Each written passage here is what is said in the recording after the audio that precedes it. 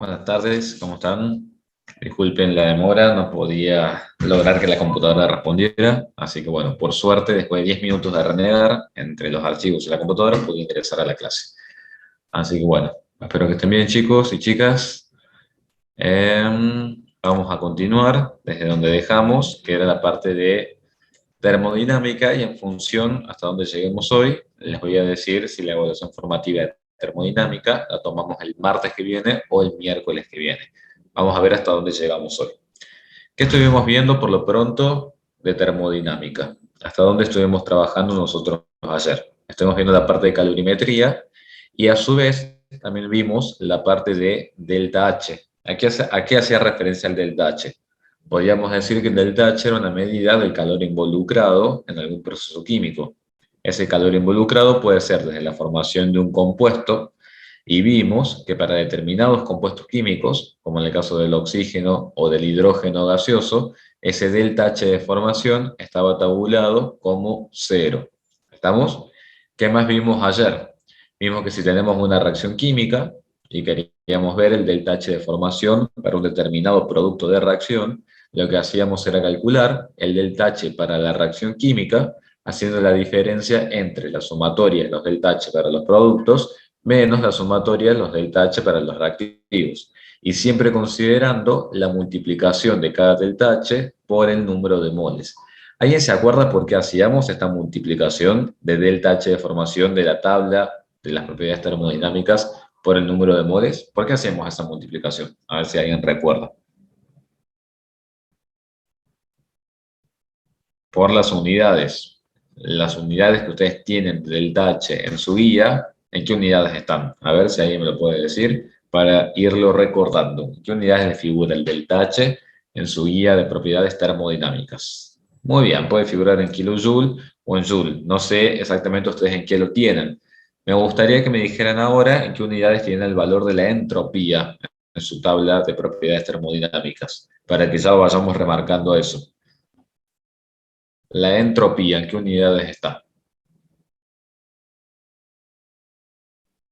Muy bien, perfecto. Fíjense entonces que la entropía está en Joule mol Kelvin y la entalpía está en kilojoule por mol. Entonces, chicos, mucho, pero muchísimo cuidado cuando trabajen o copien los datos desde esta tabla hasta cuando tengan que hacer la transcripción de esos datos en el parcial.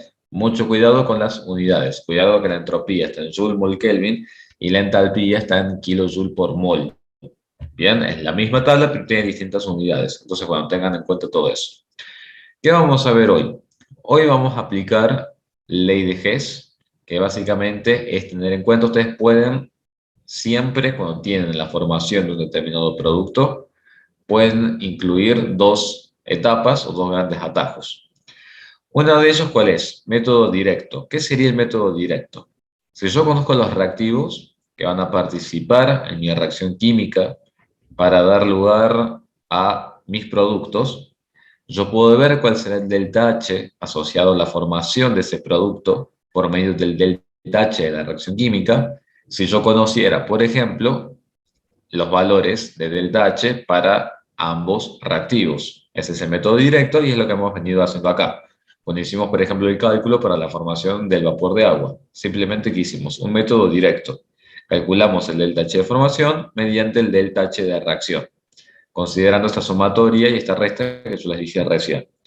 Ahora puede haber determinados sistemas químicos en los cuales no conocemos el camino directo, sino que conocemos varias etapas intermedias hasta llegar al producto de interés. Por ejemplo, en este esquemita, así como yo tengo A y B mis reactivos, que finalmente terminan dando mi producto X y Z, puede ser que a lo mejor no conozca ese paso, ese camino directo, y tenga que pasar primero por una etapa intermedia, llegar a productos intermedios, y luego pasar por una segunda etapa intermedia, y recién llego a mis productos finales. ¿Bien? Que sería lo que está esquematizado acá en el costado. Primero los reactivos AB se convierten en los productos XY más Z, y luego los productos X y más Z se terminan transformando en mis productos finales. Cuando yo haga la sumatoria de todas esas etapas intermedias, tengo que poder llegar, obviamente, a la reacción global final que equivale a la reacción por el método directo. ¿Estamos? Entonces, si yo conozco este paso, perfecto. Si yo conozco cuál es el método directo, porque tengo todos los datos, perfecto, lo puedo utilizar. Si no, hay que aplicar la ley de Hess, considerar las etapas intermedias y recién después llegar a la reacción final. Fíjense que cómo hubiera sido el delta H de reacción para esta reacción que está acá, si yo hubiera tenido o lo hubiera tenido que calcular mediante el método directo. ¿Qué hubiera dicho? El delta H de los productos menos el delta H de los reactivos, tal cual como hicimos antes. Fíjense qué pasa cuando yo tengo que hacer ahora con la ley de Hess. Voy a tener por un lado el delta H de la etapa intermedia 1 y por el otro lado voy a tener el delta H de la etapa intermedia 2. Bien, porque tengo dos reacciones químicas. La sumatoria de ambos delta H va a ser igual al delta H de la reacción neta global que yo tengo acá. ¿Estamos de acuerdo? ¿Qué pasa, por ejemplo, con los compuestos intermediarios? ¿Cuáles serían para ustedes los compuestos intermediarios en este esquema que se encuentra acá? ¿Cuáles serían esos compuestos intermediarios que ustedes visibilizan? ¿Qué es un compuesto intermediario? Es algo que figura como producto parcial y reactivo parcial. Es decir, no aparece como producto final ni como reactivos iniciales netos. Muy bien, XY por un lado y después el producto o reactivo Z por el otro lado son dos compuestos que pertenecen al estado intermedio de este sistema químico. No aparecen en el producto final y tampoco están en los reactivos iniciales. Sin embargo, por el método de la ley de Hess, tendré que considerarlos para calcular los delta H de cada reacción individual y recién después llegar al delta H de la reacción global. Esto que les acabo de decir es una introducción teórica. Lo vamos a entender mejor cuando vayamos directamente a un ejercicio. Busquen el ejercicio 8 de la guía, yo de todas formas lo tengo acá, que si la computadora no se tilda, se los voy a poder mostrar. A ver, acá estamos en el ejercicio 8. Bien, ¿lo encontraron? Acá está, si no, de todas formas. A ver si es el mismo que tenemos acá. Bien, entonces, ¿qué nos está diciendo el ejercicio? Calcular el calor de reacción en el proceso. ¿Qué será calor de reacción? Acuérdense que les dije yo que era el calor de una reacción química. Es el delta H de esa reacción química. Acuérdense que delta H o cambio entálpico es equivalente al calor asociado en todo proceso químico. ¿Qué más habíamos visto de delta H relacionado con el calor en un proceso químico? ¿Qué más habíamos visto? Que podía ser positivo o negativo. ¿Se acuerdan? ¿Y cómo diferenciaba eso, si era positivo o negativo?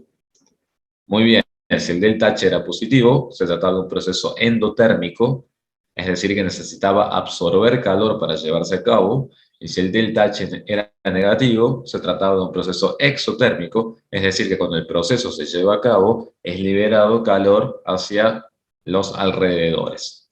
Entonces, ¿qué dice acá? Calcular el calor de reacción en el siguiente proceso. Tengo óxido de zinc sólido, más monóxido de carbono gaseoso, que da lugar a zinc gaseoso. Fíjense que es algo poco usual, porque el zinc, ¿qué es? ¿Qué es el zinc? Un metal, muy bien. ¿Y qué esperaríamos de los metales? Todas estas cosas yo se las voy diciendo, pero que ustedes vayan interpretando los datos y los enunciados. ¿Qué esperaríamos de los metales? Muy bien, perfecto, que sea sólido. Entonces, esta es una reacción poco particular, ¿bien? Voy desde un óxido, que obviamente está en estado sólido, y tengo que llegar a un zinc gaseoso, y también se va a liberar dióxido de carbono gaseoso. Después nos preguntan si la reacción será exotérmica o endotérmica. Entonces, por un lado, yo tengo que calcular el delta H de reacción de este proceso global. Bien. Después, según sea lo que calcule, me fijaré en el signo y diré si es exotérmico o endotérmico. Pero el ejercicio no termina ahí. El ejercicio me dice que tengo que considerar, y fíjense lo que está escrito acá, tengo que considerar, por un lado, el delta H de formación del óxido de zinc. Tengo que considerar esa primera reacción química. Me está diciendo que tengo que ver el delta H de formación del óxido de zinc. Delta H de formación del óxido de zinc quiere decir que yo tengo que considerar la reacción de formación del óxido de zinc y ya la vamos a escribir. También tengo que considerar el delta H de combustión del monóxido de carbono. ¿Qué quiere decir que tengo que considerar ese delta H de combustión? Quiere decir que una de las reacciones que voy a tener que escribir es la combustión del monóxido de carbono.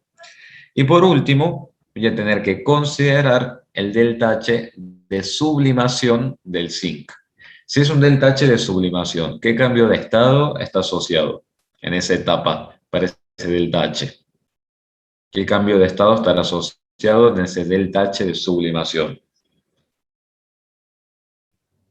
El cambio de estado que corresponde a un sólido pasar a estado gaseoso, ¿sí o no? Bien, entonces chicos, cuando ustedes tengan los datos de distintos delta H para distintos procesos físico-químicos, lo que tienen que hacer ustedes como primer paso siempre es escribir cuáles son las reacciones a las cuales les corresponde cada uno de esos valores de delta H. Por ejemplo, vamos a ir al primero. ¿Qué tengo? Delta H de formación del óxido de zinc. ¿Cómo vamos a plantear nosotros ahora la formación de los compuestos cuando yo tenga un delta H de formación? Lo vamos a hacer a partir de sus elementos, o sea, ¿cómo se les podría decir de este modo? Si yo tengo óxido de zinc, nosotros vamos a plantear la formación del óxido de zinc a partir de sus elementos básicos. Es decir, si tengo óxido de zinc, voy a decir que se va a formar a partir de la unión de zinc sólido convencional con oxígeno gaseoso. Eso es lo que quiero que ustedes anoten en estos momentos. Siempre que a ustedes se les plantee formación de un compuesto, ustedes tienen que colocar los elementos más básicos y en el estado convencional en el cual los encontramos en la naturaleza. Es decir, óxido de zinc sólido, yo voy a plantear, bueno, el zinc es un metal, lo voy a plantear en estado sólido. El oxígeno, por lo general está en estado gaseoso, lo planteo como un compuesto gaseoso. Exactamente, Emanuel. Es a partir de los elementos más básicos en su estado elemental. Bien, zinc sólido, oxígeno gaseoso. Eso va a dar lugar al óxido de zinc sólido. Lo primero que van a hacer es ver que se encuentra balanceado y van a escribir el dato que les da el problema. El dato que les da el problema les dice que para formar un mol de óxido de zinc se requiere un valor de menos 83 kilocalorías por mol. Eso a ustedes les estará indicando que la formación de este óxido de zinc es un proceso endotérmico o exotérmico. Ese óxido de zinc es un proceso exotérmico, exactamente. ¿Qué otra reacción nos decía? El enunciado que tenemos que considerar. La combustión del monóxido de carbono. ¿Qué es una reacción de combustión? Es la reacción de quién? Del compuesto en particular con el oxígeno para dar dióxido de carbono. Todo proceso de combustión es una reacción con el oxígeno para dar dióxido de carbono. Escribo la reacción, también monóxido de carbono gaseoso, oxígeno gaseoso, dióxido de carbono gaseoso, balanceo y escribo el dato que yo tengo. La combustión del monóxido también ustedes pueden observar que se trata de un proceso exotérmico. Y por último, ¿qué más teníamos? Teníamos que considerar el delta H de sublimación del zinc sólido. Como yo les dije, la sublimación es un proceso en el cual el zinc sólido se convertirá a zinc gaseoso, que era lo que yo les decía que era un procedimiento poco habitual. Ese delta H es 32 kilocalorías por mol. ¿Será lógico que ese proceso de sublimación sea endotérmico? ¿Qué piensan ustedes? Exacto, exactamente. Tiene lógica, por eso yo creo que lo vayan analizando siempre de ese modo. Acá me preguntan si tenemos que tratar que los productos sea un mol al momento de balancear. Vos tenés que fijarte más que nada, Manuel, en el dato que te da el enunciado. Acá en el dato que te da el enunciado te dice que el delta H de formación por mol de óxido de zinc es esto, por mol de combustión de monóxido de carbono es esto, y la sublimación de un mol de zinc es esto. Es decir, que si vos utilizas estos datos tal cual como están acá, es decir, por mol, tenés que plantear las reacciones a un mol. No pasa nada si vos lo querés balancear, por ejemplo, acá, Si vos lo quisieras balancear para multiplicaras por 2 para eliminar este coeficiente estequiométrico fraccionario, te quedarían 2 moles de óxido de zinc. Si tenés 2 moles de óxido de zinc, este valor también va multiplicado por 2. ¿Estamos? ¿Se entiende? Básicamente esos arreglos tendrías que ir haciendo según cómo vayas cambiando tus reacciones. Lo mismo acá, este es el delta H de combustión para un mol de monóxido de carbono. Quiere decir que si yo acá también multiplico por 2 para eliminar este coeficiente fraccionario estequiométrico, y esto quedaría multiplicado por 2, entonces este delta H también va multiplicado por 2. Porque nunca se olviden que el delta H les está diciendo cuánto calor ustedes necesitan o se libera. Si ustedes dicen que se van a liberar menos 68 kilocalorías cuando se queme un mol de monóxido, si ahora van a quemar 2 moles de monóxido, este calor obviamente se va a duplicar. Entonces va a ser menos 68 por 2. ¿Bien? Lo mismo pasa después con la sublimación del zinc. Entonces, ¿qué hicimos hasta ahora? Escribimos el primer paso. ¿Cuál es ese primer paso? Planteo las 3 reacciones involucradas. ¿Qué voy a hacer ahora? ¿Por qué planteé las 3 reacciones involucradas? Porque necesito de algún modo ubicar los datos que a mí me da el enunciado. ¿Qué voy a hacer ahora? Tengo que ubicar estas 3 reacciones entre ellas, combinar estas 3 reacciones entre ellas, de modo de llegar ¿a quién? ¿A quién quiero llegar yo? Quiero llegar a esta reacción. Yo quiero evaluar qué pasa con el delta H de esta reacción. ¿Cómo formo zinc gaseoso a partir de óxido de zinc sólido? Entonces, yo tengo que reacomodar estas 3 reacciones, al igual como hicimos acá, de modo tal que la sumatoria neta global de las 3 reacciones sea igual a la reacción del proceso químico que yo quiero estudiar. Y lo que yo quiero estudiar no es ni esta individual, ni esta individual, ni esta individual. Lo que yo quiero estudiar es esta reacción que está acá. Zinc gaseoso a partir de óxido de zinc sólido. Entonces, bueno, empecemos a reacomodar eso y les voy a decir cómo lo hago yo y después cada uno tendrá sus particularidades para resolver. Por ejemplo, yo una vez que escribo las 3 reacciones con su delta H, lo primero que hago es escribir la reacción a la cual yo quiero llegar. Y una vez que yo tengo en claro a qué reacción quiero llegar, empiezo a reacomodar todo. Por ejemplo, si yo quiero obtener zinc gaseoso en mi reacción global a la cual yo quiero llegar finalmente, ¿en dónde tengo yo zinc gaseoso en las reacciones que yo escribí antes como dato? ¿En dónde me aparece a mí la especie zinc gaseoso? En la reacción de sublimación. Perfecto. Segunda pregunta. Al zinc gaseoso, en mi proceso químico neto global, ¿yo lo quiero como producto o como reactivo? Como producto. Perfecto. Genial. Regresemos entonces al dato que teníamos. Ustedes me dijeron que el zinc gaseoso lo encontramos en la sublimación del zinc. En la sublimación del zinc, el zinc gaseoso está en donde yo quiero que esté, es decir, está como producto. Sí, perfecto. Entonces la reacción de sublimación queda intacta y no se toca. Le escribo tal cual me la está dando el enunciado. Zinc sólido que pasa a zinc gaseoso. Si yo la reacción la escribo intacta y no se mueve, obviamente el valor de delta H también permanece intacto y no se mueve. Perfecto. Sigamos ahora avanzando. Dióxido de carbono. ¿Lo quiero como producto o como reactivo en mi reacción global? Lo quiero como producto también. ¿En dónde tengo el dióxido de carbono? En los datos del enunciado. ¿En qué reacción? En la reacción de combustión del monóxido de carbono. Perfecto. Segunda pregunta. El dióxido de carbono en la reacción dato. ¿Está en la posición que yo quiero que esté? Es decir, ¿está como producto? Sí, perfecto. También está como producto. Por lo tanto, la reacción de la combustión del monóxido de carbono también permanece intacta e inalterada. ¿Por qué? Porque las especies que yo quiero que estén como producto en la reacción global también lo están en las etapas intermedias. Nuevamente, si yo a la reacción de combustión le escribí y la dejé intacta, voy a dejar su delta H también intacto como me figura en los datos. ¿A quién vamos a analizar ahora? Veamos el óxido de zinc. En mi reacción neta global, el óxido de zinc sólido, solo quiero tener como qué cosa,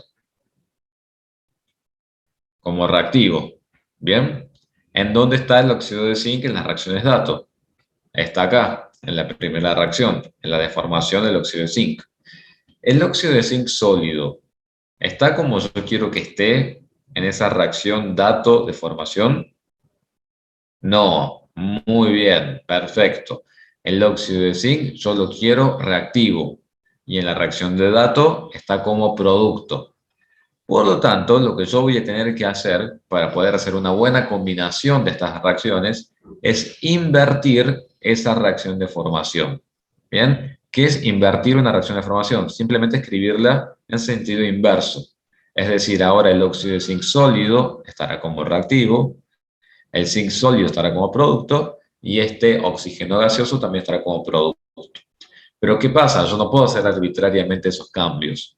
Si yo invierto la reacción de formación del óxido de zinc, ¿qué les parece que va a pasar con su delta H? Si la reacción directa de formación es exotérmica, ¿cómo será la reacción de descomposición? Qué piensan ustedes? Va a cambiar el signo, exactamente. Si para formar óxido de zinc se libera calor a la atmósfera, para descomponer óxido de zinc tendré que suministrarle calor al sistema. Por eso es que, fíjense que las cantidades obviamente son las mismas, pero el signo es distinto. ¿Se entiende? Siempre que ustedes inviertan una reacción química, tienen que cambiar el signo del delta H asociado. ¿Está claro hasta acá? ¿Qué hicimos entonces ahora? Escribimos las reacciones y ahora las acomodamos. Ahora vamos a identificar cuáles son nuestras especies intermedias, es decir, cuáles son las que yo no quiero que aparezcan en mi reacción global. Veamos, al zinc sólido, ¿lo tengo en algún lado en mi reacción neta global? No, muy bien. Quiere decir que este zinc sólido, cuando yo haga la sumatoria con todas las reacciones, de algún modo tengo que poder cancelarlo. ¿Cuándo cancelo especies? Cuando aparecen al mismo tiempo como productos y como reactivos. Yo acá veo que el zinc sólido está como producto en la primera reacción y está como reactivo en la tercera reacción. Entonces yo lo puedo simplificar o cancelar, sería más correcto. ¿A quién más necesito sacarme de encima? Al oxígeno gaseoso, pero que el oxígeno gaseoso tampoco figura como producto en mi reacción global. Yo acá veo que tengo medio mol de oxígeno gaseoso como producto y acá tengo medio mol de oxígeno gaseoso como reactivo. Por lo tanto, también lo puedo cancelar. ¿Puedo cancelar a alguien más? Estoy viendo ahí, me parece que no. No se puede cancelar a nadie más.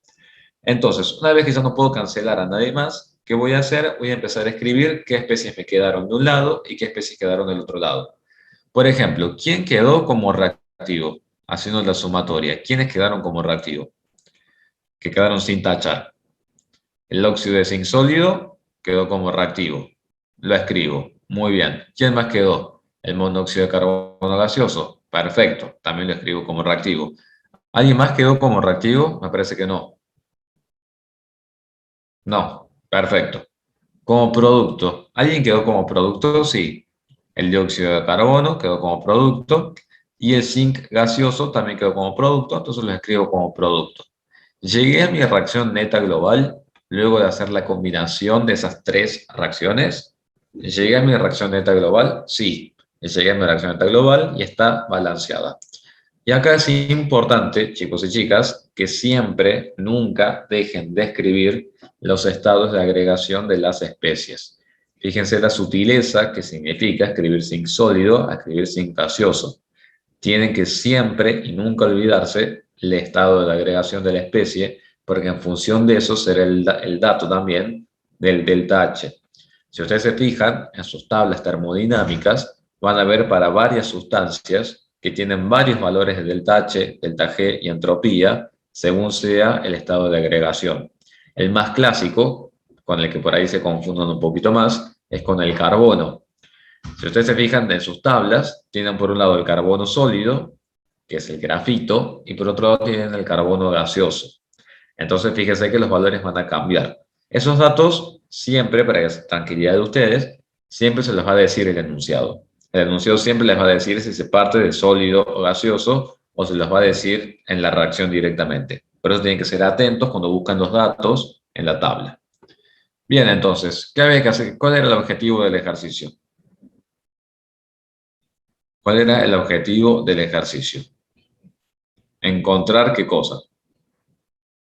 El delta H de reacción para este proceso químico. Acá me preguntan, en el caso de que lleguemos a la reacción pero esté balanceada, claro, en el caso de que llegue a la reacción y no esté balanceada, seguramente es porque algo no estuvo balanceado desde antes. Por lo tanto, si ustedes llegan a esta reacción y no está balanceada, lo primero que yo haría sería verificar si no me olvidé de algún balanceo antes.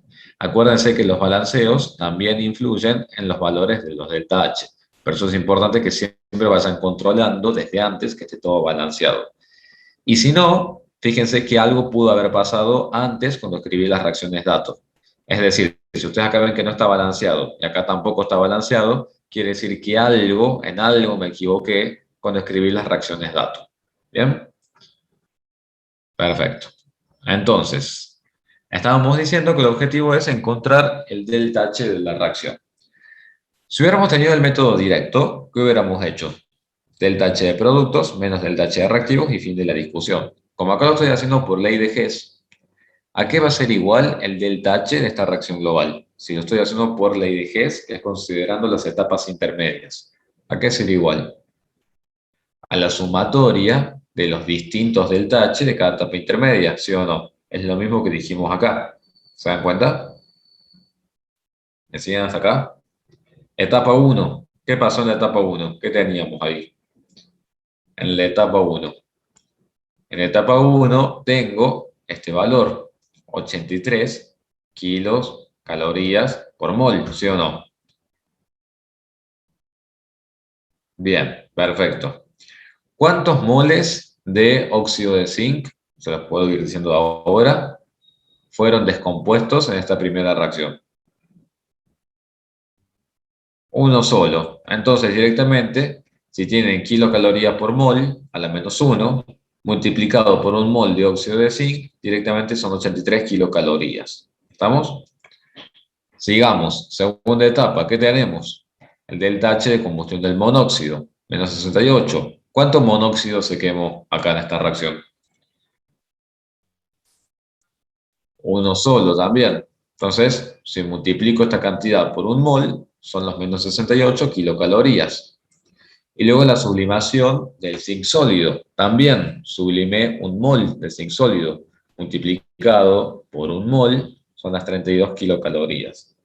Sumatoria de todo, me va a dar el delta H de reacción global, lo cual es 47 kilocalorías. ¿Qué podemos interpretar de ese delta H? Que es un valor positivo. Por lo tanto, si ustedes quisieran formar, lo cual tiene lógica, zinc gaseoso a partir de óxido de zinc sólido, tendrían que suministrar energía o esperarían liberación de energía. Muy bien, necesitan suministrar energía. Exactamente. Bien.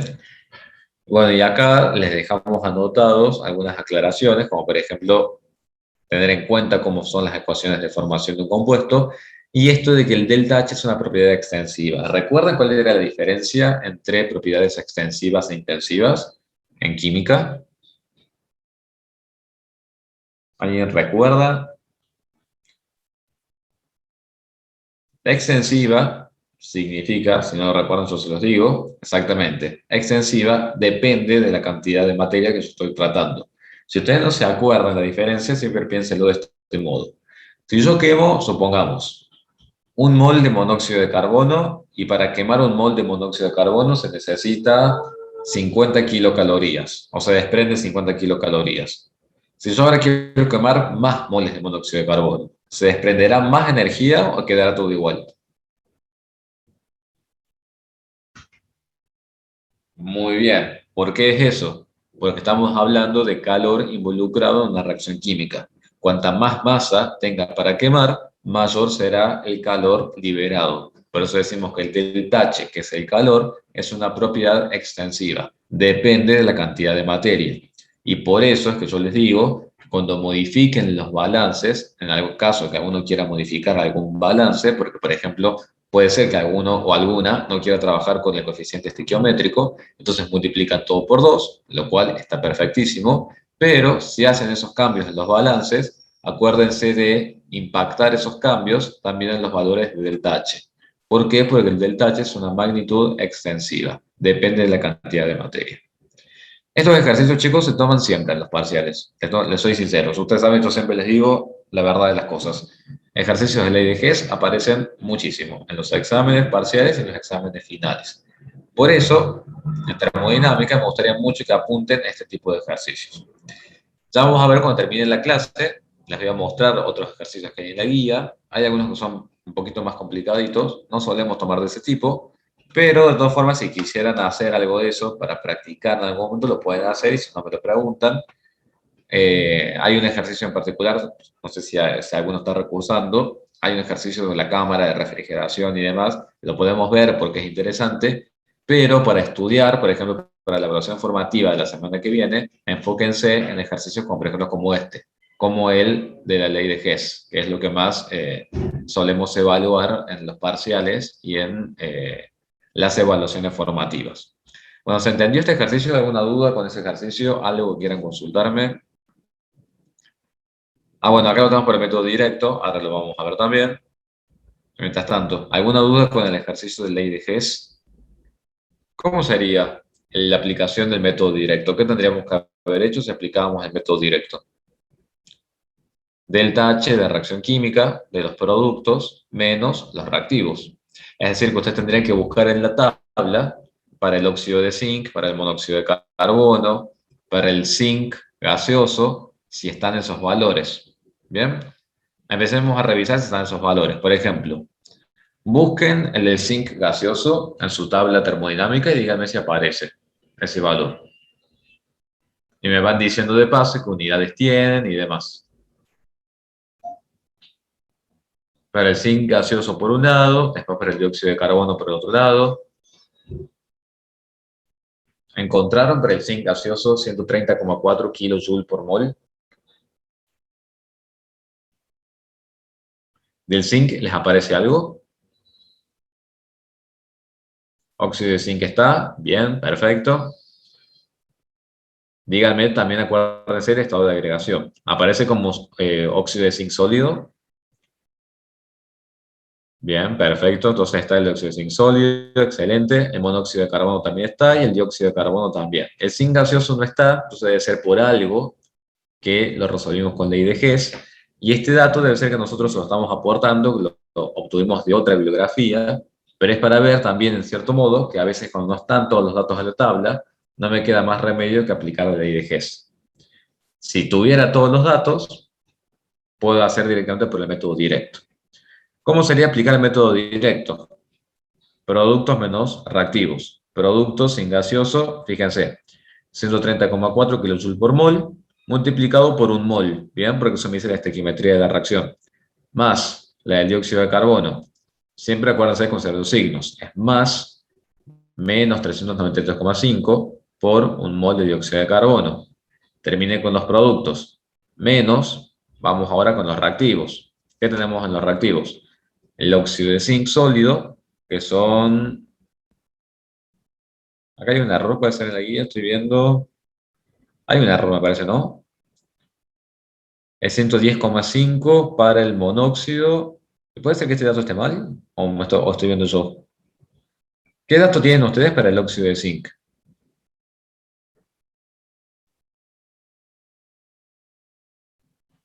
Acá tenemos una conversión que hemos hecho. Bueno, no sé por qué está cambiado. Díganme qué datos les figura a ustedes en la tabla para el óxido de zinc.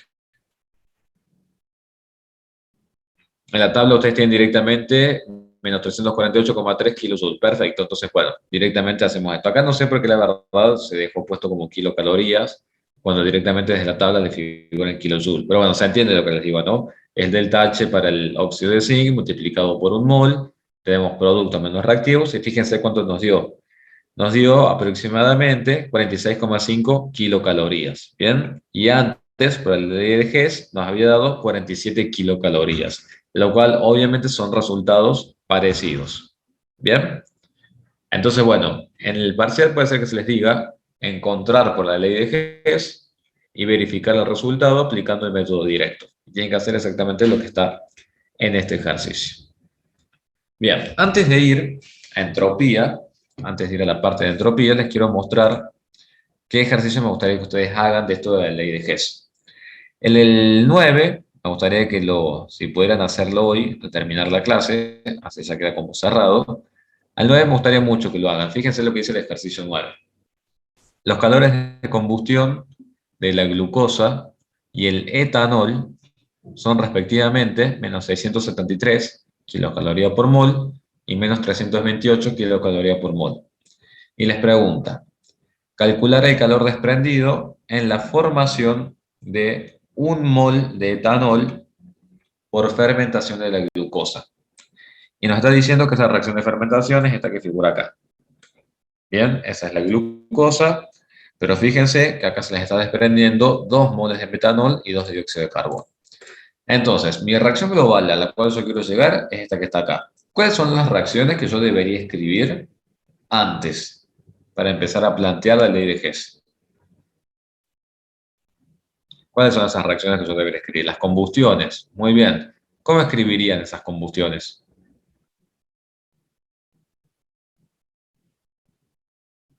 ¿Cómo escribirían esas combustiones?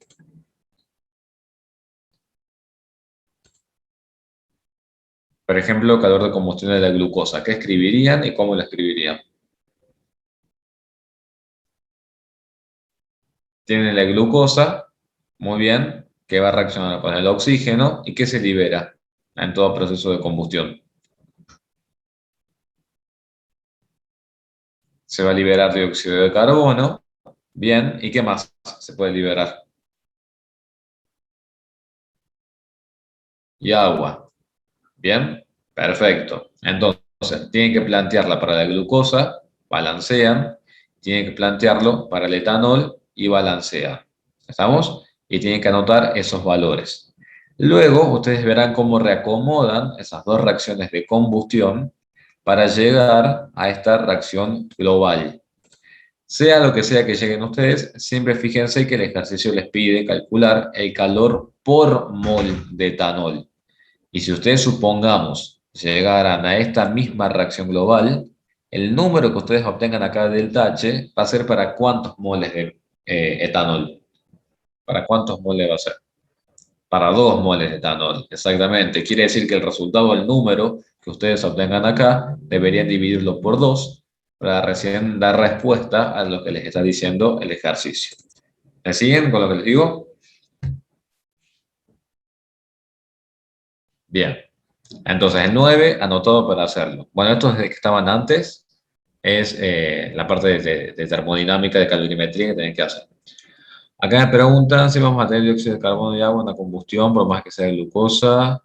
En este caso sí, Emanuel, para poder ver hacia dónde va nuestro hidrógeno.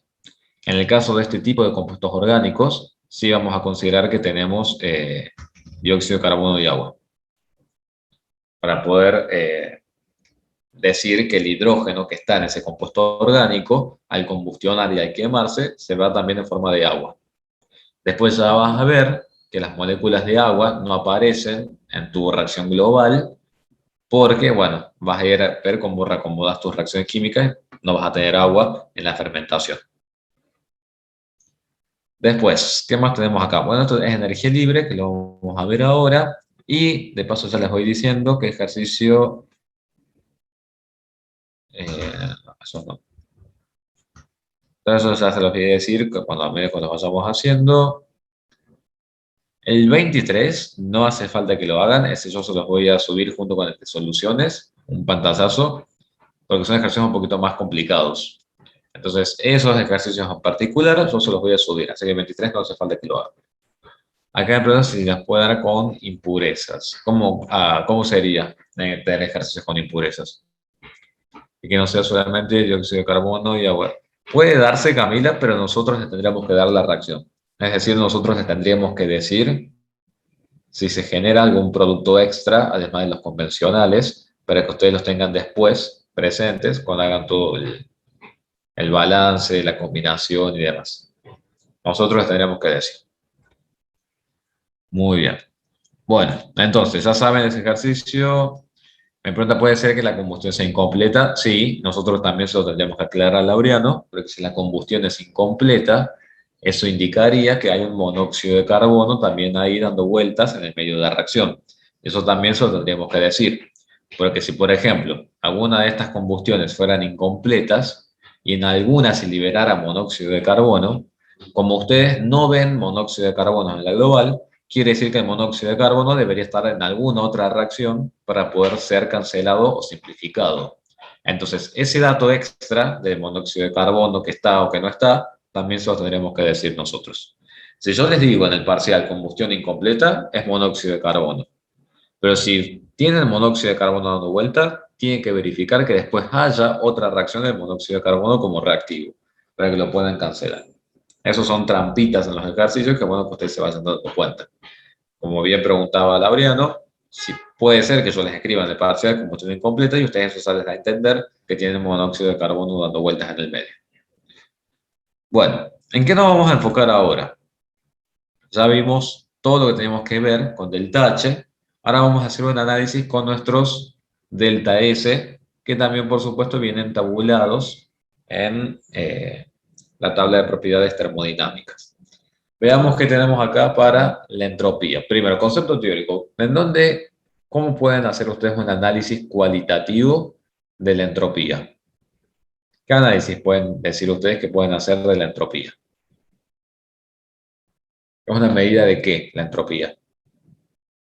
Del desorden con el nivel de aleatoriedad o movimiento molecular que existe en un determinado sistema físico-químico.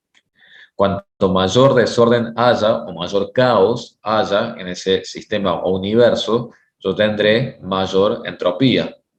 Por eso decimos que siempre el estado gaseoso tiene mayor contenido entrópico que, por ejemplo, el estado sólido. ¿Debido a qué fundamentalmente? A ese proceso de compactación de sus partículas. Entonces, ¿cómo podemos nosotros hacer un análisis del nivel de entropía en un determinado sistema químico? Si yo voy desde oxígeno gaseoso hacia dos partículas de oxígeno monoatómico gaseoso, ¿qué podríamos pensar acá? Si bien ambas especies están gaseosas, ¿cuántos moles tengo yo en la parte de los reactivos? ¿Cuántos moles de esa sustancia tengo en los reactivos? Uno solo. ¿Cuántos moles tengo yo de las sustancias o partículas presentes en los productos? Tengo dos. Por lo tanto, si yo voy desde un mol gaseoso hacia dos moles gaseosos, ¿qué piensan ustedes? ¿Aumenta la entropía a medida que se desarrolla el sistema? Muy bien, aumenta el contenido entrópico. Como estamos hablando de delta S, un delta, ¿a qué hace referencia? Un delta, ¿a qué hace referencia?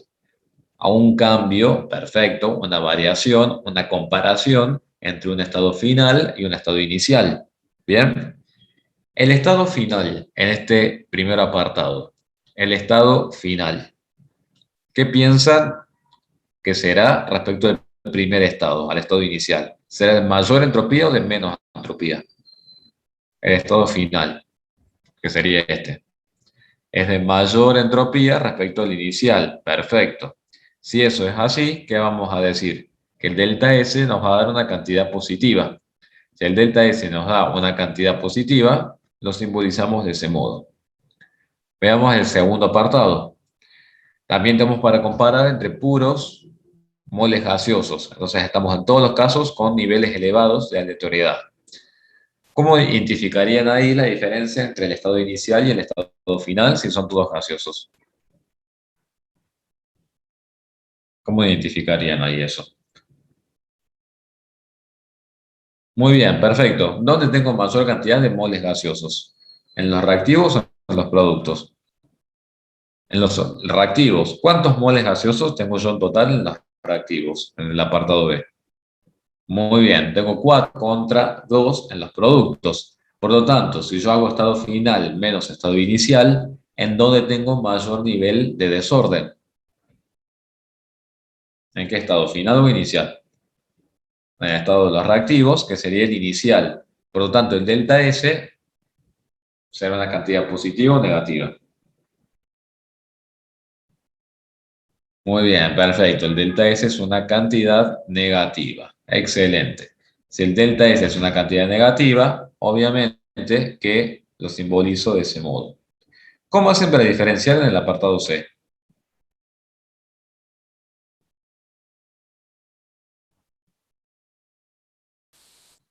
¿Cómo hacen para diferenciar en el apartado C esa diferencia?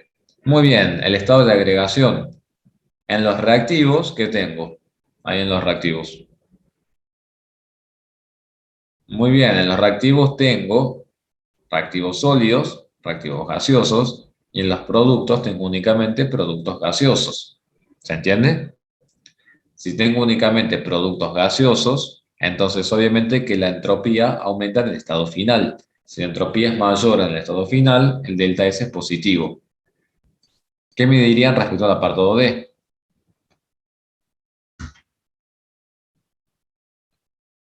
¿Qué me dirían respecto al apartado D? Si va de líquido a gas, obviamente tengo más entropía, ¿en dónde? ¿Final o inicial? Final, perfecto. Final menos inicial, cantidad positiva, delta S positivo. ¿Qué pasaría en el apartado E? ¿Qué me podrían decir ustedes en el apartado E? Tengo nitrógeno gaseoso a 10 atmósferas y luego tengo nitrógeno gaseoso, la misma cantidad, a una atmósfera. ¿Bien? ¿Qué podría pasar ahí? Si yo tengo mayor presión, ustedes imagínense un recipiente con un émbolo arriba, que así suelen ser los recipientes gaseosos. Tengo la misma cantidad, un mol de nitrógeno gaseoso y un mol de nitrógeno gaseoso. Si yo tengo mucha presión, quiere decir que el émbolo en la parte superior del reactor, imagínenselo acá si quieren, el émbolo es como si fuera un pistón que va descendiendo. Si yo tengo mucha presión, como por ejemplo en el estado inicial, que son 10 atmósferas, si yo tengo mucha presión es porque el pistón fue descendiendo lo suficiente. ¿Qué va a pasar con el volumen a medida que yo vaya aumentando la presión? ¿Qué va a pasar con el volumen? Exactamente, voy a tener menor cantidad de volumen. Bien, tengo menor espacio disponible para el movimiento de ese mol gaseoso. ¿Qué pasa si yo tengo, en vez de 10 atmósferas de presión, tengo una atmósfera de presión? El émbolo se encuentra mucho más arriba. Si tengo menos presión, ¿qué pasa con el volumen? Si el pistón se encuentra hacia arriba, tengo un mayor volumen. Si tengo mayor volumen, tengo mayor espacio para que las moléculas de ese mol de nitrógeno gaseoso se dispersen por todos lados. Entonces, ¿en dónde habrá mayor aleatoriedad? ¿En los productos o en los reactivos? En los productos. Y entonces el delta S es esperarle que sea positivo o negativo. El delta S va a ser positivo, exactamente. Y en el apartado F, ¿por qué ven ahí? ¿Qué dicen en el apartado F?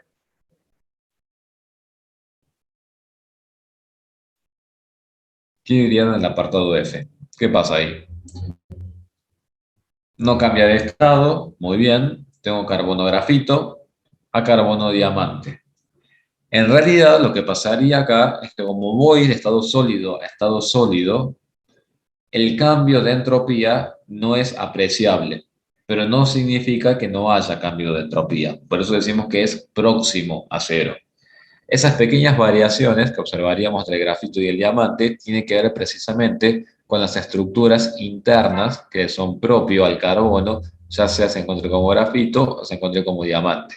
Depende de las láminas, las estructuras laminares, del carbono grafito, del carbono diamante, la cristalización, la ubicación, las posiciones cristalográficas de las partículas, y eso hace que como ambos están en estado sólido, la variación de entropía no sea considerable, pero no quiere decir que no haya, si no sería directamente igual a cero.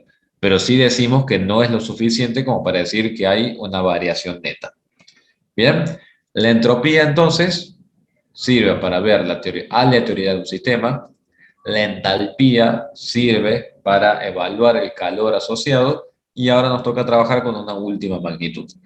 Por último, ¿cómo figura la entropía en la tabla, en la tabla periódica, en la tabla de propiedades termodinámicas? ¿Cómo le figura esa entropía?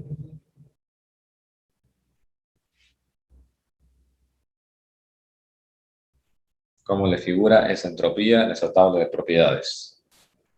Es la entropía neta. Fíjense que es la única propiedad que no figura como con un delta. ¿Lo ven eso en su tabla? Tienen delta H, delta G, bien, después tienen S, ¿bien? Y esa es la que estaba, ¿en qué unidades? En Joule Kelvin, puede ser que estaba esa, no me acuerdo. Joule Mol Kelvin. Bien, entonces es la única también que está en Joule, que era la aclaración que habíamos hecho. Bien, ¿qué ejercicios tenemos? A ver, vamos a ver en la guía qué ejercicios tenemos para que ustedes practiquen con el delta S. Estoy analizando acá. Bueno, esto de espontaneidad lo tenemos que ver ahora con el delta G. El 13 ya lo hicimos, que es para comparar. El 14, fíjense que el 14 es exclusivo únicamente de entropía. El 15 también de entropía. 16 no hace falta que lo hagan porque es más bien teórico. Y todos los otros son con espontaneidad, que ahora lo vamos a ver. Sí, los otros son con espontaneidad, listo, lo vamos a ver ahora. Bueno, a ver qué tenemos. Son casi iguales, Brandon, porque ambos están en estado sólido. Por lo tanto, sea cual sea la cristalografía de ambas sustancias, el movimiento de las partículas sigue siendo reducido. Por eso la variación no es apreciable, más no significa que no haya. Bueno, vamos a hablar ahora de una última magnitud, que es el delta G. El delta G les diría que es la más importante de todas las magnitudes con las que vamos a trabajar en termodinámica, porque según el signo que tenga, a nosotros nos va a permitir predecir si un sistema es espontáneo en la dirección que está escrito, y fíjense lo que estoy diciendo, ¿no? Espontáneo en la dirección que está escrito, porque si es espontáneo en una dirección, puede ser que no sea espontáneo en la otra dirección. ¿Qué significa que sea espontáneo? Significa que es una reacción química que no requiere de esfuerzos adicionales para poder llevarse a cabo. Por eso, uno esperaría, o sería lo ideal en la naturaleza, que la mayor parte de los procesos fueran espontáneos, los procesos de interés fueran espontáneos. ¿Por qué? Porque si el proceso no es espontáneo en la dirección que yo quiero, yo tengo que hacer algún esfuerzo extra, como por ejemplo, ya vamos a ver en electroquímica, que es suministrar electricidad para que el proceso se lleve a cabo. En cambio, si el proceso es espontáneo, a mí no me hace falta hacer nada extra para que ocurra la reacción y obtener el producto que yo quiero obtener. Por eso les diría que el delta G es la magnitud que es de cambio de energía libre de Gibbs, ¿bien? Para poder analizar la espontaneidad. ¿Qué ecuación vamos a utilizar? Delta G igual a delta H menos T por delta S. Delta H ya sabemos cómo se calcula, porque lo estuvimos viendo. La T es la temperatura de trabajo, siempre en Kelvin, acuérdense. Y delta S también ya sabemos cómo se calcula. También acá tenemos, así como habíamos definido que delta H de formación para determinados compuestos, en estado estándar es igual a cero, lo mismo pasa para el delta G de formación. Para la forma más estable de un elemento, también delta G de formación es cero. Ya lo vamos a ver en los ejercicios. ¿Y cómo calculo el delta G para una determinada reacción química? Igual como con el delta H, igual como con el delta S. Sumatoria de los productos menos sumatoria de los reactivos.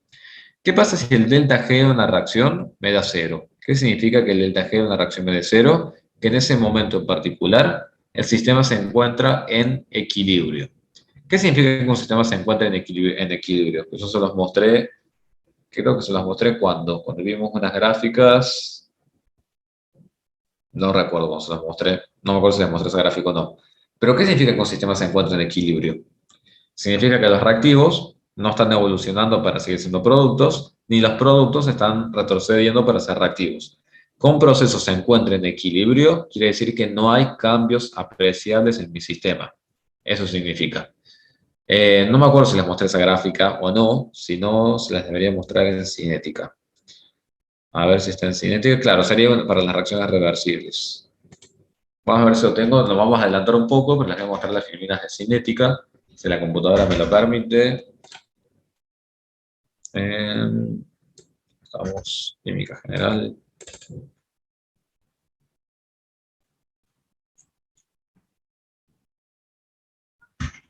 Fíjense, estos nos vamos a adelantar un poco con cinética química, pero para que tengan una idea de qué es el equilibrio químico. Así lo tengo acá. Bueno, eso un poquito con lo que vamos a trabajar la semana que viene. Bueno, ya lo vimos un poquito en las gráficas estas, pero no está la gráfica que yo quiero mostrarles. Bueno, hay una gráfica aproximada acá, fíjense. Cuando una reacción sucede, ¿qué pasa? Los reactivos se empiezan a consumir, bien, es decir, empieza a disminuir su concentración. A medida que los productos comienzan a aparecer, entonces comienza a aumentar su concentración. Llega un punto dado en el sistema en el cual esto se mantiene constante y esto también se mantiene constante. Es decir, tenemos rectas. ¿Por qué sucede eso? Porque los reactivos dejaron de descomponerse y los productos dejaron de aparecer. ¿Por qué? Porque llega un punto de equilibrio. Es decir, no hay más reactivo para descomponer y no hay más producto para formar. En ese momento hablamos del equilibrio químico. ¿Eso cuándo sucede? Cuando el delta G asociado a esa reacción química es igual a cero. Ese es el equilibrio químico. Lo vamos a hacer directamente con un ejemplo. Vamos a ir al ejercicio 12. Veamos qué dice el ejercicio 12. Bien, el proceso Haber para la producción de amoníaco gaseoso involucra el siguiente equilibrio, ¿bien? Y tiene su sistema químico. Nitrógeno gaseoso más hidrógeno gaseoso, que da lugar a la formación de amoníaco gaseoso, 2 moles de amoníaco gaseoso. Y el ejercicio nos dice establecer cuál será la temperatura del equilibrio. ¿Qué era esto del equilibrio químico? Que se los acabo de decir. ¿Cuándo hay equilibrio químico? Cuando delta G es igual a cero, ¿sí o no? Cuando el delta G es igual a cero, estamos ante el equilibrio. Y en el gráfico de concentración en función del tiempo, ¿eso qué indicaría? Que no hay más cambios perceptibles en el sistema. Entonces veamos. Si yo quiero averiguar cuál va a ser la temperatura de equilibrio, yo tengo que comenzar planteando que mi delta G tiene que ser igual a cero. ¿Cuál era la ecuación de delta G que yo debería utilizar? Delta G igual a delta H menos T delta S. Si delta G es cero, la temperatura que se encuentre acá será ¿qué tipo de temperatura? Si el delta G es cero. La temperatura que se encuentre acá para que el delta G sea cero. ¿Qué tipo de temperatura será esa? La temperatura del equilibrio. ¿Bien? La temperatura que a mí me garantice que el delta G va a ser cero es la temperatura a la cual ocurre ese equilibrio químico. Por lo tanto, siempre, cuando a ustedes se les pide averiguar cuando un proceso está en equilibrio químico, ustedes tienen que calcular la temperatura. Y la temperatura de equilibrio surge cuando el delta G es cero. Entonces, lo primero que hacen es hacer el delta G igual a cero, y fíjense cómo se transforma automáticamente la ecuación. El delta G es cero, entonces esa T se transforma directamente en temperatura de equilibrio. ¿Qué datos nos están haciendo falta acá para poder despejar la temperatura de equilibrio? ¿Qué datos nos hacen falta ahí?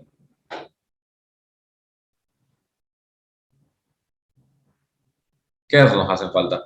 Muy bien, Sol. Nos hace falta el delta H de reacción. ¿Y qué más?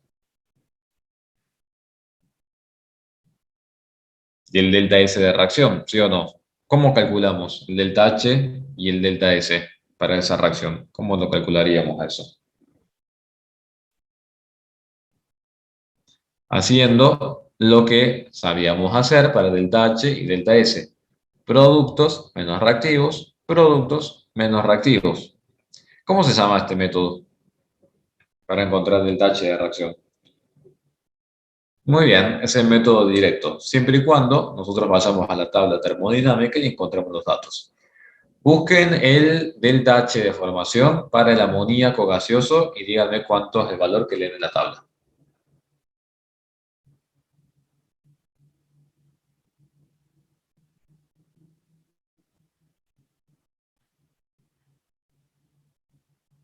A ver si estamos todos de acuerdo, encontramos los mismos datos. Muy bien, menos 46,11 kilojoules por mol. Perfecto. Va a ser el delta H para el amoníaco. ¿Cuántos moles de amoníaco tengo en esta reacción?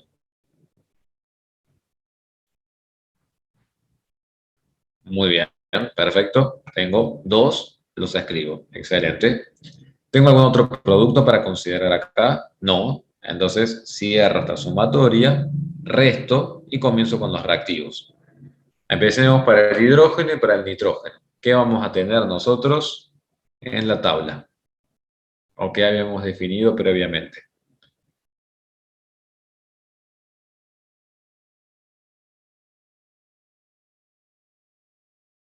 Muy bien, tengo cero para el hidrógeno, excelente. Y cero para el oxígeno. ¿Y quién más estoy viendo también acá ahora? Tengo cero para el nitrógeno. Exacto, porque el nitrógeno también se encuentra en un estado elemental. Entonces, solo escribí todo completo, a la fin de que quede, pero es simplemente 3 son los 3 moles por cero, 1 mol por cero, resultado menos 92,22 kilojoules. ¿El proceso Haber es exotérmico o endotérmico? Muy bien, es un proceso exotérmico. Entonces, este dato lo tengo y lo guardo para utilizarlo después. ¿Qué vamos a hacer después? Ahora vamos a ver el delta S para esa reacción química. Busquen para el amoníaco gaseoso cuál es el valor de entropía asociado y sus unidades.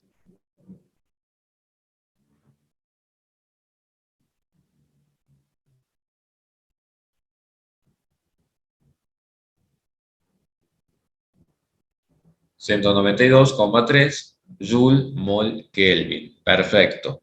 Si ahora yo lo multiplico por los 2 moles que hay de amoníaco en esa reacción química, y luego, obviamente, lo resto. Fíjense que ahora para el hidrógeno y para el nitrógeno sí voy a tener un valor para las entropías.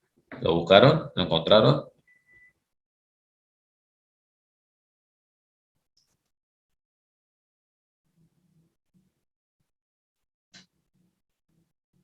¿Lo pudieron ver? 191,5. Muy bien. ¿Ese para quién es? Para el nitrógeno. Excelente. Y después tendrán 130,6 para el hidrógeno, multiplicado por los 3 moles. Perfecto. Al multiplicar por los moles, a multiplicar por los moles, ¿en qué unidades les va a quedar el resultado de este delta S de reacción? Siempre mucho cuidado, chicos y chicas, con las unidades. ¿En qué unidades les va a quedar el resultado? En Joule sobre Kelvin. Perfecto. O Joule por Kelvin a la menos 1. Excelente.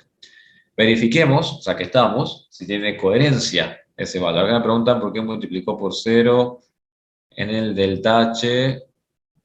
¿Por qué multiplicar por cero? Porque para estas especies, como el hidrógeno gaseoso, el nitrógeno gaseoso y el oxígeno gaseoso, los valores de delta H de formación están tabulados como una referencia y por eso valen cero. Y en la tabla de propiedades termodinámicas, ustedes pueden verificar que estos valores son cero para esas sustancias. Algunas sustancias han sido tomadas como referencias cuando se hicieron todos estos ensayos, y para sustancias en estado elemental y fundamental, como hidrógeno gaseoso, oxígeno gaseoso, el valor del delta H de formación es nulo. Por eso queda 0 kilojoules por mol. Bueno, el delta S nos dio un negativo. ¿Tiene lógica o no tiene lógica? Siempre ustedes vayan analizando todo cuando van resolviendo. ¿Tiene lógica o no tiene lógica que el delta S para esa reacción nos haya dado negativo? ¿Qué análisis podríamos hacer?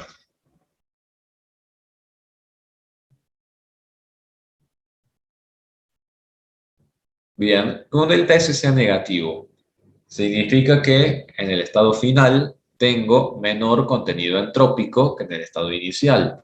¿Y eso es cierto o no es cierto?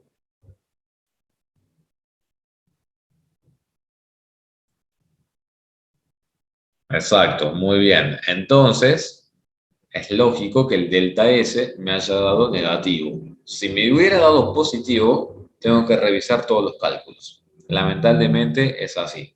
Por eso yo siempre les digo, acá para si el H y el TS deben tener el mismo signo, no. ¿Por qué? El delta S depende de la aleatoriedad, que lo puedes verificar según tengas gaseosos, gaseosos, gaseosos sólidos, sólido, gaseoso, más moles, menos moles, igual cantidad de moles. De todas esas condiciones depende del signo que tenga el delta S. Depende de si tienes más o menos aleatoriedad cuando vas de reactivos a productos. Y el delta H tiene una relación que no tiene que ver con la aleatoriedad, sino que está asociado directamente al calor involucrado en ese sistema químico. Por eso no tienen por qué coincidir los signos. ¿Bien? Bueno, entonces, el delta S lo podemos analizar, lo analizamos, delta H lo calculamos, hacemos una interpretación, que se trata de un proceso exotérmico. ¿Y qué voy a hacer ahora con mi delta H y mi delta S? ¿Qué voy a hacer con mi delta H y mi delta S? Los voy a ubicar en mi ecuación de delta G. Delta G igual a delta H menos T delta S. Y voy a despejar la temperatura del equilibrio. Si yo despejo la temperatura del equilibrio, delta G es cero. ¿Bien?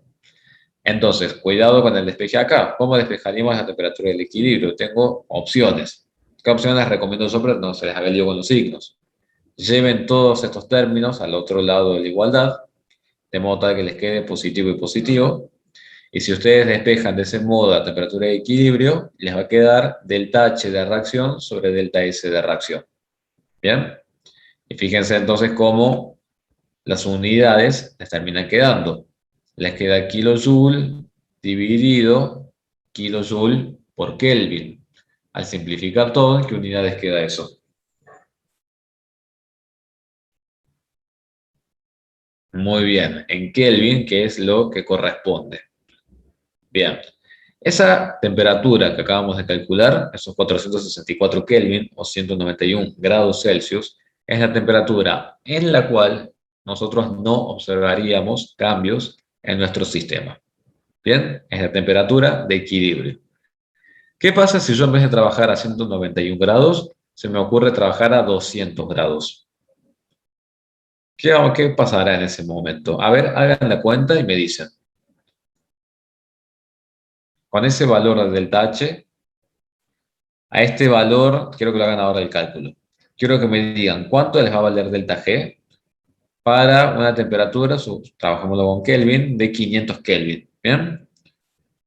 Díganme cuánto les da el valor de delta G para un valor de 500 Kelvin. Tienen que utilizar el delta H y el delta S que calcularon antes. Pero ojo, cuidado, que el delta H está en kilojoule y el delta S está en joule. Entonces, hagan los cambios que tengan que hacer, ubiquen acá 500 Kelvin y díganme cuánto les da el delta G.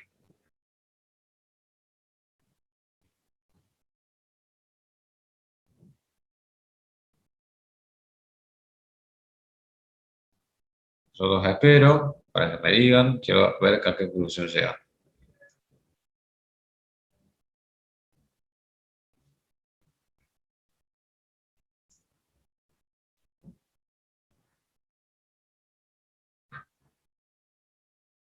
A ver, hagan tranquilos, el primero que lo tenga me avisa.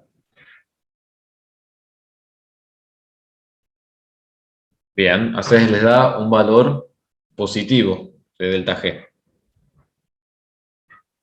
Bien, les da un valor positivo del TG. ¿Están todos de acuerdo? Quienes lo hayan calculado. Da un valor positivo. Yo estoy de acuerdo. No sé si la cantidad de eso, pero el signo sí estoy de acuerdo que es. Bien, ¿qué quiere decir que el delta G les haya dado positivo para una temperatura de trabajo de 500 Kelvin? ¿Qué quiere decir que el delta G sea positivo? Si el delta G, chicos, es positivo, quiere decir que el proceso Haber es no espontáneo en la dirección que se encuentra escrito. Y eso es muy importante de recalcar. Si el delta G a una determinada temperatura de trabajo es positivo, el proceso es no espontáneo en la dirección que está escrito. Dirección que está escrito es nitrógeno, hidrógeno reactivos, amoníaco, producto. a 500 Kelvin. ¿Qué proceso sí sería el espontáneo? ¿Qué proceso sí sería el espontáneo a 500 Kelvin? El inverso del no espontáneo, exactamente. Si a 500 Kelvin la generación de amoníaco es no espontáneo, es porque a 500 Kelvin lo que es espontáneo es la descomposición del amoníaco en nitrógeno e hidrógeno. ¿Se dan cuenta? El delta G va a ser distinto en cuanto a su signo. Ahora quiero que hagan el mismo cálculo a 200 Kelvin. Vean cuánto les da delta G a 200 Kelvin.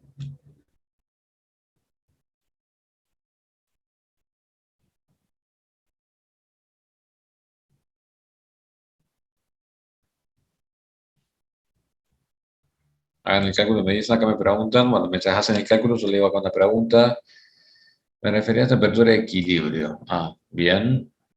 Si delta H y delta S deben ser del mismo signo, no tendría sentido si la temperatura está negativo. ¿Cómo dice? Entonces, si es el mismo signo, tendría sentido si la temperatura está negativo. Sí, es verdad. Ahora entiendo lo que me preguntaste. La temperatura, obviamente, cuando ustedes hagan el despeje, la temperatura tiene que ser un valor positivo. Eso sí es cierto. Si no, no tiene lógica encontrar valores de temperatura negativo, tal cual. Bien, acá tengo una primera respuesta. Menos 25, bueno, menos 52.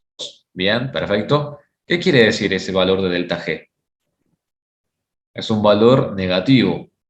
Por lo tanto, ¿cómo es el proceso? El proceso es espontáneo en la dirección que se encuentra escrito. Es decir, es espontánea la formación de amoníaco. Bien, entonces, fíjense, por debajo de la temperatura de equilibrio, el proceso es espontáneo, y por encima de la temperatura de equilibrio, el proceso es no espontáneo en el sentido en el que se encuentra escrito. ¿Quién sí va a ser espontáneo? El proceso inverso. Bien, siempre eso considerando este sistema en particular, en donde el delta H es negativo y el delta S es negativo. ¿Está claro? Siempre cuando ustedes tengan dudas de los cálculos que hagan de la temperatura de equilibrio, ensayen, o sea, si ustedes hicieron bien este cálculo, tomen un punto por arriba y un punto por debajo y verifiquen que uno les dé positivo y el otro les dé negativo. Y así ustedes van a estar seguros de que esa temperatura que ustedes calcularon es la temperatura de equilibrio. ¿Estamos de acuerdo con eso? ¿Alguna duda hasta acá con este ejercicio?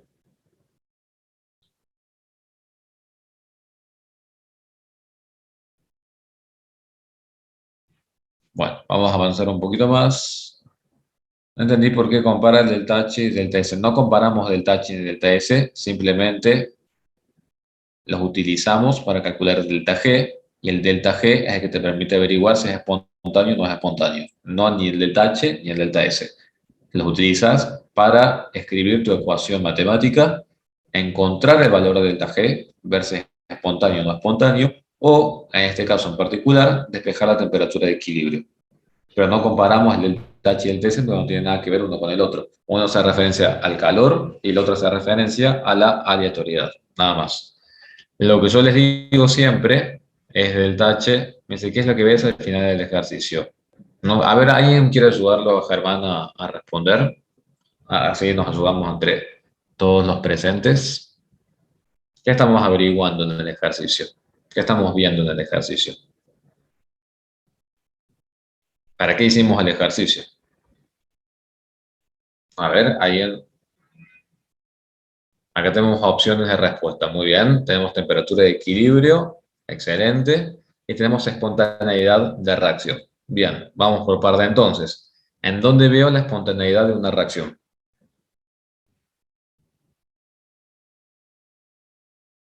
Muy bien, en el delta G. Perfecto. ¿Cómo descifro yo si es espontáneo o no es espontáneo?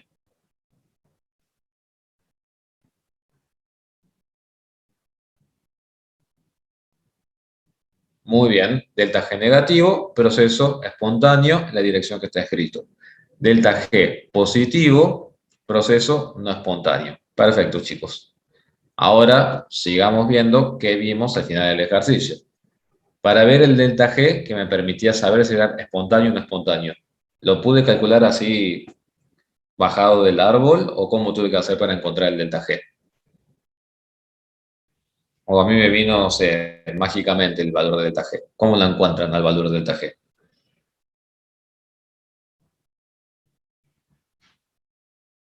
Muy bien, el delta G surge a partir de una ecuación matemática termodinámica. ¿Cuál es la ecuación matemática termodinámica del delta G? Delta H menos T delta S. Y ahora vamos con la misma pregunta. ¿Delta H y delta S también aparecen mágicamente o de dónde surgen?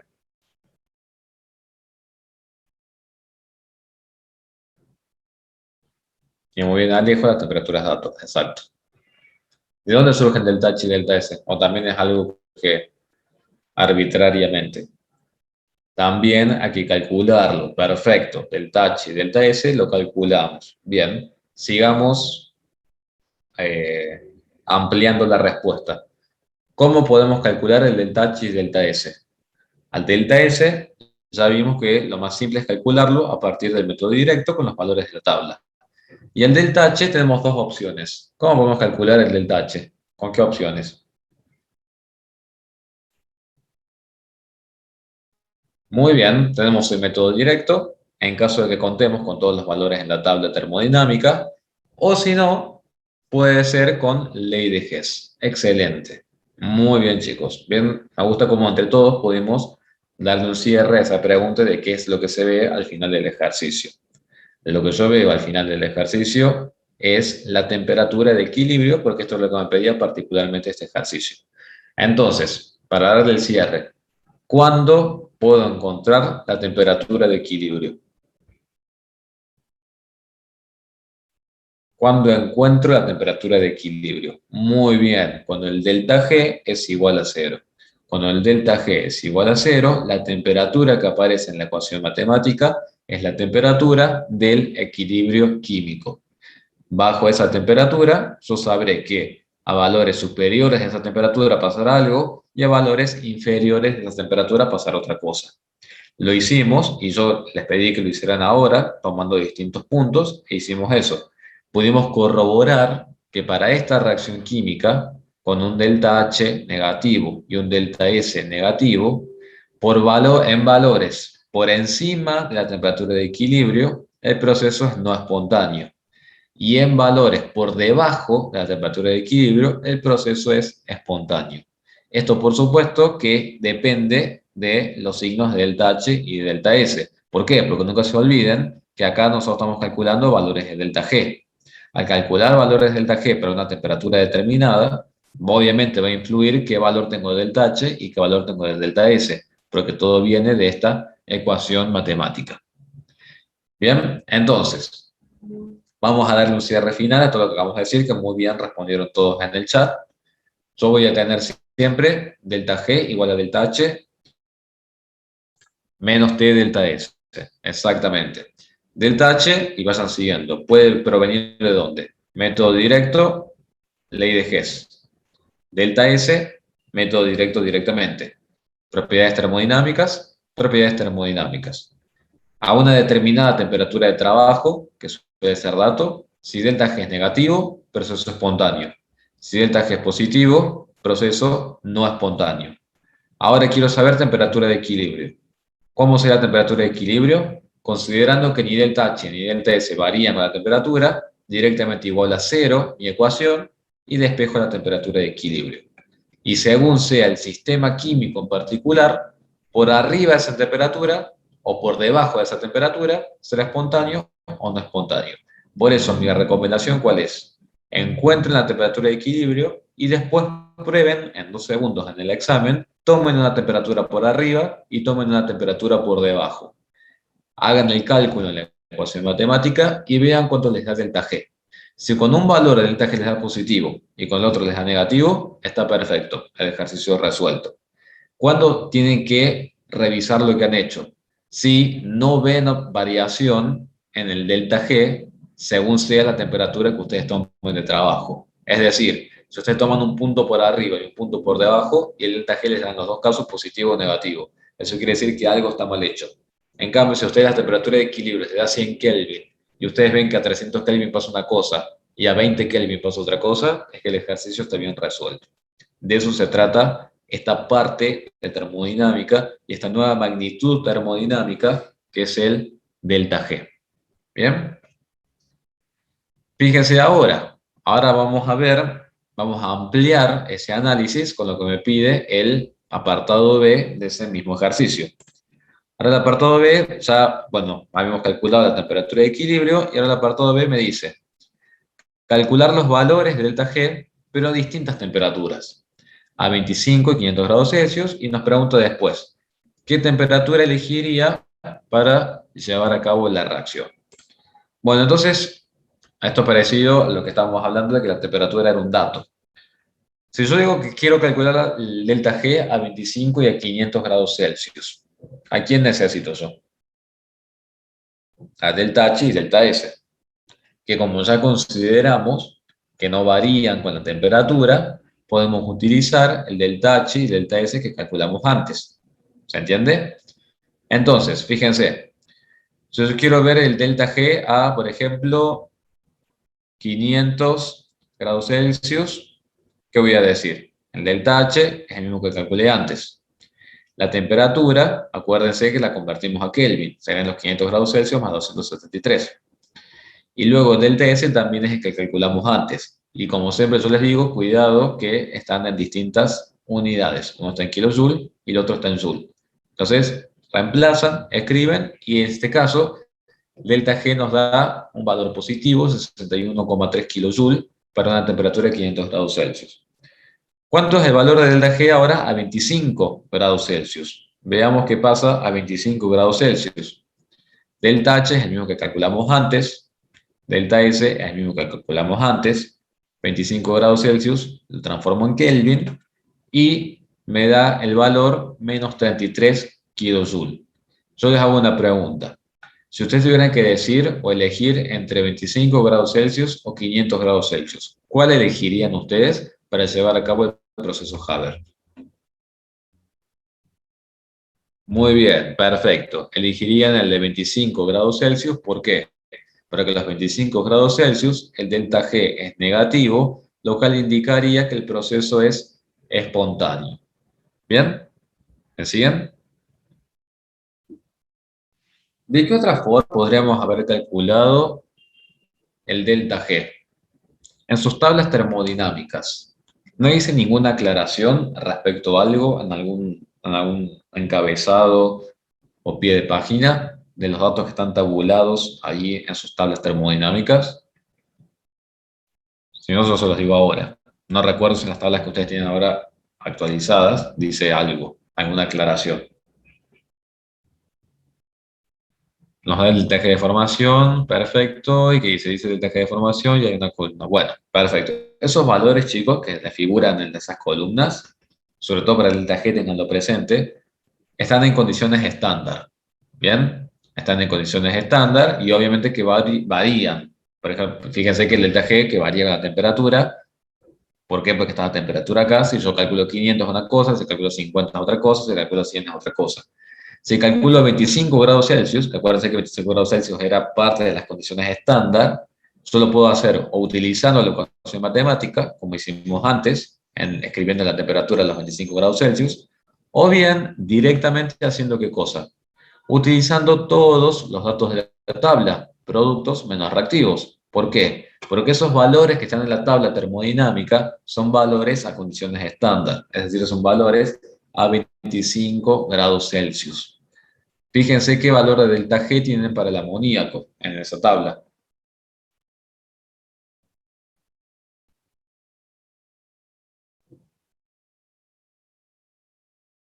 ¿Qué valor de delta G tienen para el amoníaco en esa tabla? Menos 16,5, perfecto. Multiplicado por 2, excelente. Menos, fíjense ahora, delta G para nitrógeno e hidrógeno. ¿Cuánto sale? Igual al delta H de formación. ¿Cuánto es?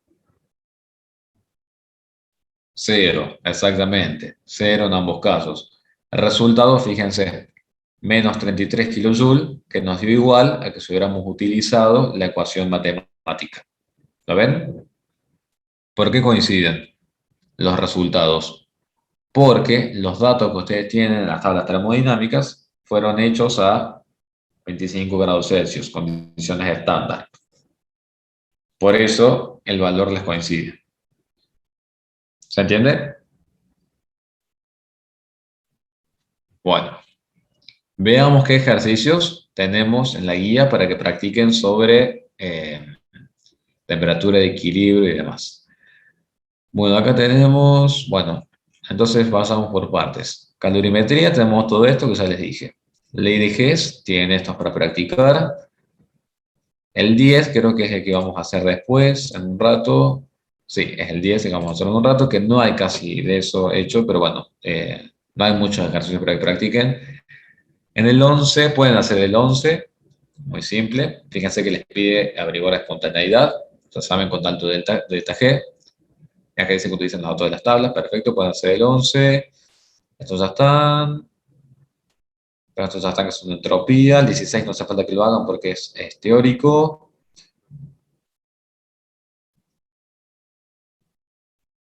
El 18 lo pueden hacer.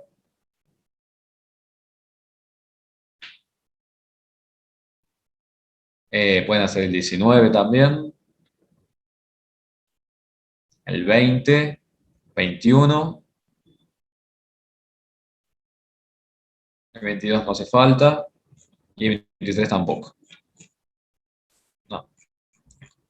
Bueno, entonces pueden hacer hasta el 21. Lo que es el 22, el 23 y el 24 no hace falta que los hagan. Y el 23 yo se los voy a subir a resuelto. Para que los vean después cuando lo estudien, pero no hace falta que los hagan. Entonces, habíamos dicho 21, 20, 19, 18, el 17 se los dije, no me acuerdo. Eh, 17 también lo pueden hacer. Bien, el 17 también lo pueden hacer. Bueno, todos esos ejercicios los pueden hacer para que practiquen delta G, delta H y delta S. Y vamos a ver una última variante de estos ejercicios de termodinámica que hacen referencia al trabajo realizado por un gas. Bueno, acá teníamos este recipiente en forma de pistón, que yo les había dicho que para que se imaginaran, cuando yo aumento la presión, fíjense, cuando el émbolo desciende, cómo disminuye el volumen, sería que yo estoy comprimiendo el gas, y lo que sucedería si yo ese pistón lo elevo, aumentando el volumen y disminuyendo la presión, lo cual significaría que se expande el gas. ¿Qué formulita vamos a utilizar? El trabajo de un gas, la misma que sabemos para la ecuación de trabajo que ya sabemos de física del secundario. Es la fuerza aplicada por la distancia. A la fuerza en estos ejercicios de reactores en forma de pistón la podemos considerar como la presión aplicada por unidad de área, también multiplicado por la distancia. Y si yo tengo el área y tengo la distancia, también lo puedo hacer como una representación de la variación del volumen. Es decir, menos la presión ejercida por la variación de volumen que existe al expandirse el gas o al comprimirse el gas. Eso es en la parte teórica. ¿Lo vieron? Eso en la parte teórica, el trabajo del gas. Si no, lo vamos a entender. Bien, perfecto, lo vieron. Veamos qué dice el ejercicio 10. Tenemos: calcular el trabajo realizado contra la presión atmosférica por el hidrógeno, es decir, contra la presión atmosférica por el hidrógeno, formado al disolver 20 gramos de magnesio sólido en exceso de ácido clorhídrico diluido a 27 grados Celsius. Entonces, esto es, tengo en un recipiente una tigrilla de magnesio sólido, lo ataco a ese magnesio sólido con una solución de ácido clorhídrico, ¿bien? Eso va a reaccionar, se formará un precipitado que estará en el medio de reacción de cloruro de magnesio. ¿Y cómo me daré cuenta que la reacción se dio? Por el hidrógeno generado. Y ese hidrógeno generado generará un trabajo, que ya veremos si es de expansión, si es de comprensión, según sea el signo que nos dé el trabajo. Bien, entonces, ¿cómo vamos a hacer esto? Primero lo que tendríamos que averiguar es ver cuánto hidrógeno se nos genera a partir del ataque a 20 gramos de magnesio. Según la estequiometría, ¿qué vamos a decir? 24 gramos de magnesio me generan un mol de hidrógeno, si la reacción está balanceada. 20 gramos de magnesio me van a generar 0,83 moles de hidrógeno. Bien, eso es lo que a mí se me genera. Tengo que ver cuánto trabajo se ocasiona por la liberación de estos 0,83 moles de hidrógeno. ¿Cuál era la formulita que nosotros habíamos visto para el trabajo? El trabajo es igual a esa variación de volumen por la presión ejercida. Otra variante en la ecuación que podemos utilizar es esta que está acá. Es la constante universal de los gases, la temperatura de trabajo, y vamos a tener una idea de la variación del trabajo de expansión o de compresión según sea la variación de los moles gaseosos entre el estado final y el estado inicial. En mi estado final, ¿tengo moles gaseosos ejerciendo trabajo en mi reactor químico? En mi estado final, ¿tengo esa variación? Sí. ¿Cuántos moles ejercen esa variación sobre mi reactor cuando concluye la reacción? ¿Cuántos moles son los que generan eso? 0,83. Son los 0,83 moles liberados de hidrógeno. En mi estado final, una vez que concluyó la reacción química, yo tengo 0,83 moles. Un mol hubiera sido si yo veo únicamente la estequiometría de la reacción, ¿se entiende? Pero en esta reacción química, para los 20 gramos de magnesio, a mí se me liberaron en mi reactor químico 0,83 moles de hidrógeno. Quiere decir que en mi estado final, los números de moles finales gaseosos que yo tengo son 0,83. Ahora, inicialmente, en mi estado inicial, ¿había algo de hidrógeno generado o dando vueltas en mi reactor químico que funciona a base de pistón? No.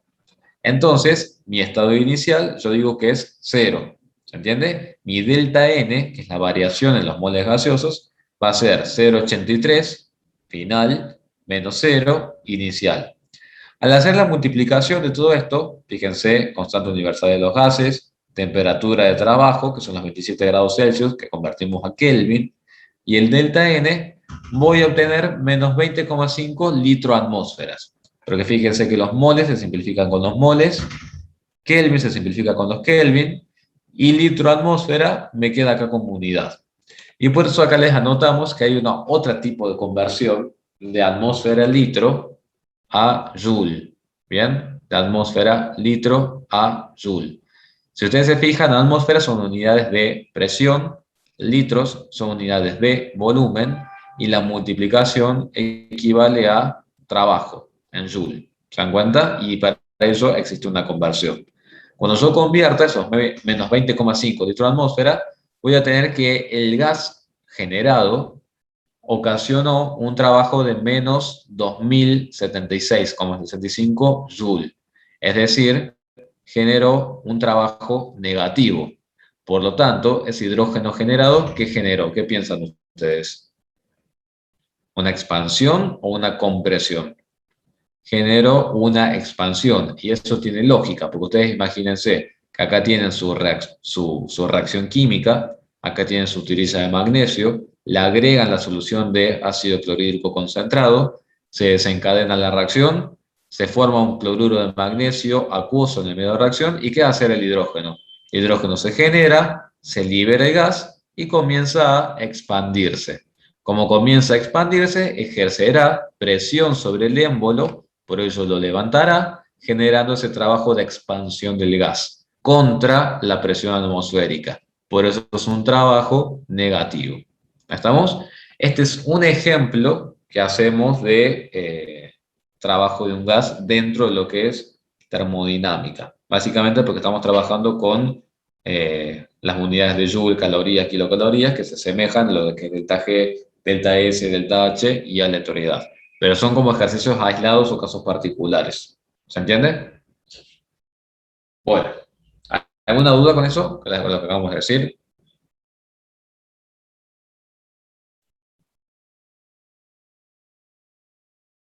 Bien, de esto, fíjense que como será que son casos aislados, tienen únicamente el ejercicio 10 para trabajar. Si yo encuentro algún otro ejercicio que yo haya visto que haya estado en algún examen, se los paso para que lo tengan presente, se los agrego en la parte de ejercicios de práctica. Si encuentro, porque la verdad que no he visto que tomáramos mucho sobre eso, pero si aparece o si lo encuentro, se los cargo, no tengo ningún problema. Por lo pronto, terminaríamos ya con esto, la unidad de termodinámica. Por lo tanto, para la evaluación formativa, me gustaría que enfaticen en qué cosa. En ley de Hess, en ejercicios como el 8 y el 9, y en temperatura de equilibrio en ejercicios como, a ver qué ejercicio, todos los que les dije sí los tienen que hacer, pero en cuál me gustaría que enfoquen, y ejercicios como el 20, por ejemplo. Sería como un ejercicio que también se los había marcado para que lo hagan, pero para hacer un estudio más rápido para la evaluación formativa la semana que viene, el 20, un buen ejercicio integrador del delta G, temperatura de equilibrio y demás. ¿Bien? Entonces, la evaluación formativa la vamos a mantener para el martes. Bien, ya les voy a avisar en qué horario va a ser, porque ya hasta acá serían los temas del parcial. La semana que viene tendríamos que tener, además de la evaluación formativa, consulta del parcial y también deberíamos dar cinética química. Cinética química ya ingresa al segundo parcial, pero sería ideal dictarlo la semana que viene.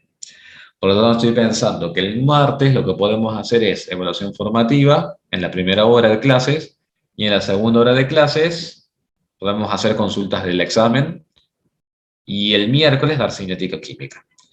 Y yo lo que suelo hacer también es dar clase de consultas un día antes del parcial.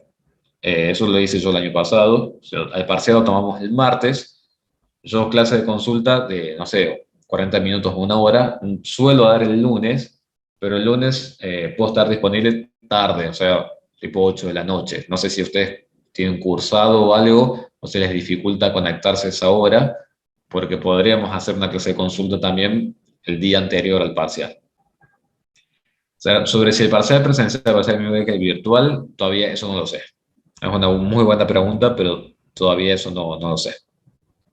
Sé que un parcial es el martes 19. No sé si uno va a ser el martes, otro el miércoles, o habrá docentes tomando virtual y otros docentes tomando presencial. Me parece, Germán, que puede ser que ese sea el caso, que sea en el mismo día y algunos docentes estemos tomando virtual y otros estén tomando presencial. O sea, veremos. Porque nos dijeron que el presencial era un día después. Ah, bueno, esa información yo no la tenía. Ya me imagino que la sabré en el transcurso de estos días. Y el martes que viene les avisaré. Pero bueno, retomemos la pregunta. El lunes anterior al examen, ¿ustedes tienen problema de conectarse, no sé, tipo 8 de la noche para hacer una clase de consulta? Obviamente que es optativo y el que quiera. No sé si tienen clases, si se les dificulta con clases. Es obviamente si ustedes quieren. Si no, hacemos la clase de consulta la semana que viene y ya está. Tienen hasta, tienen hasta las 6 de la tarde. Perfecto. Genial. Bueno, entonces hacemos eso. El martes que viene tenemos la evaluación formativa termodinámica, después hacemos consulta del parcial, miércoles vemos cinética, y lo que quede para hacer las dudas que les vayan surgiendo la semana que viene y demás, me las consultan el lunes siguiente en la clase previa de consulta del parcial. ¿Bien? Así que bueno, estudien entonces chicos para termos, si no tienen dudas, esto lo voy a cerrar.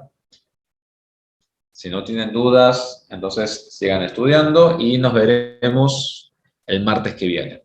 Que tengan muy buena semana y cualquier cosa seguimos en contacto. Que anden muy bien.